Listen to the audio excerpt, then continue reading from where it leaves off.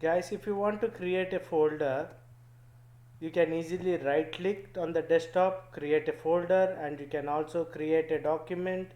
You can you can directly enter in a GUI just like on the Windows itself, guys. This you already know, you can figure it out. You We can easily create the folder, right click, create the folder. But if you want to do the same on the command prompt, so now by default when you open the terminal, you will not be in the command, like you will not be on the desktop, right? It is showing as home Kali. If you keep ls, then it will show the desktop, guys. So you need to cd space, when you enter de and tab, it will be showing the desktop, guys. So this is one of the shortcut approach if you don't want to write all the complete file name.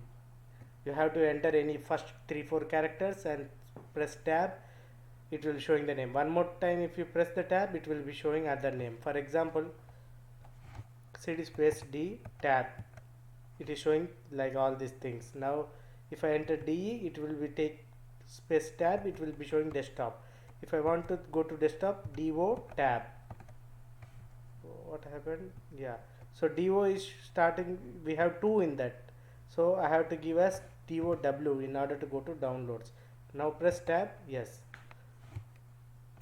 So let's say I have gone to desktop. Now if I want to create a folder from here, mkdir space hello. Now this folder has been created here, guys. If I want to see here, desktop hello folder is created, guys.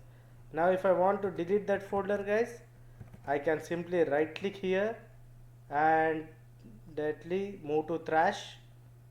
That is the option available, or else from the command prompt rmdir remove day, I need to see, yep, rmdir. Rm also works, guys, so I make sure that this is very easy, like just like Windows command itself to remember.